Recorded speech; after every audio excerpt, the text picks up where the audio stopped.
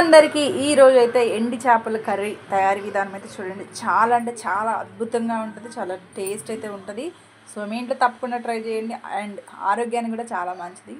So ఆరోగ్యానికి మంచిదంటే మనం తప్పకుండా తిని చూడాలి, టేస్ట్ అయితే చూడాలి కదా. సో అది కూడా రుచికరంగా చేసుకోవాలంటే ఈ వీడియో తప్పకుండా స్కిప్ చేయకుండా చూడండి.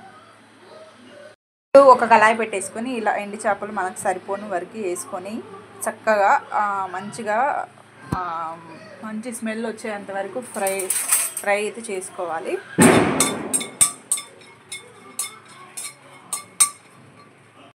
అయితే చేపలను అయితే శుభ్రంగా ఎండి చేపలను శుభ్రంగా కడిగేసుకోవాలి. ఒక 5-6 సార్లు కడిగేసుకొని మళ్ళీ మనం ఒకసారి డిష్ని వాష్ చేసేసుకొని మళ్ళీ స్టవ్ మీద అయితే పెట్టేసుకుందాం. ఎర్ర గోంగూరను అయితే తీసేసుకున్నాను. మంచిగా కుక్ చేసుకుందాం. చూడండి నేను వేసినప్పుడు ఎంత ఉంది, ఇప్పుడైతే మొత్తం మగ్గిపోయి తగ్గిపోయింది గోంగూర అనేది.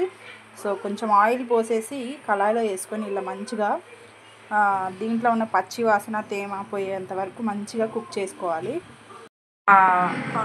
ఒక పెద్ద ఆనియన్ అయితే తీసి కట్ చేసి పెట్టుకున్నాను. ఇంకా 2 లేదా 3 పచ్చిమిర్చి అయితే కట్ చేసుకున్నాను.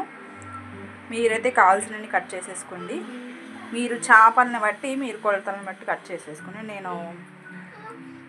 నాకైతే నా దగ్గర అయితే ఇన్ని చేపలే ఉన్నాయి. సో నేనైతే ఒక ఆనియన్ పచ్చిమిర్చి అయితే కట్ చేసుకున్నాను. చిన్న గోంగూర అయితే నేనైతే ఒక బౌల్లోకి ట్రాన్స్ఫర్ చేసుకున్నాను. ఇలా సరిపోని ఆయిల్ అయితే వేసుకున్నాం కదా. సో దీంట్లో కొంచెం జీలకర్ర అయితే వేసుకున్నాను.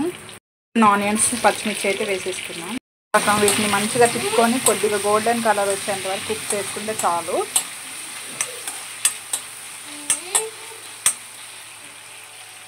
సరిపోని సాల్ట్ ముందుగానే వేసుకోవటం వల్ల తొందరగా ఆనియన్స్ అనేవి ఫ్రై అయిపోతాయి.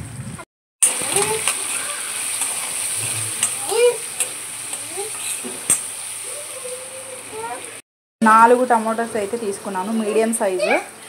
కట్ చేసి పక్కన పెట్టేసి లైట్గా కుక్ అయిపోయాయి కదా. దీంట్లోనే ఎండి చేపలు అయితే వేసేసుకున్నాను.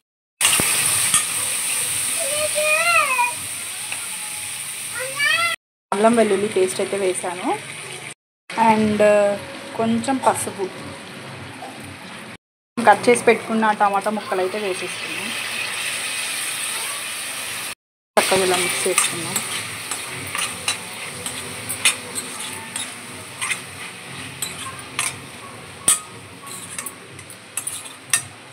ఇప్పుడు మూత పెట్టేసుకొని కొద్దిసేపు సిమ్లో ఉడికించేసుకున్నాను.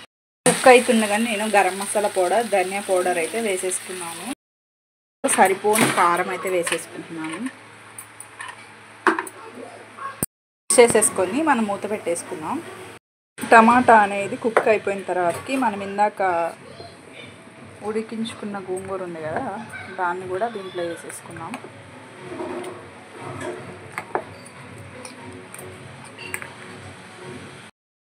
చక్కగా కలుపుకొని సిమ్లో పెట్టేసి మనం ఒక 5 మినిట్స్ కుక్ చేసుకొని సర్వ్ చేసుకుని తింటే టేస్టీ ఎండి చేపల గోంగూర కర్రీ రెడీ. మీ ఇంట్లో తప్పకుండా ట్రై చేయండి.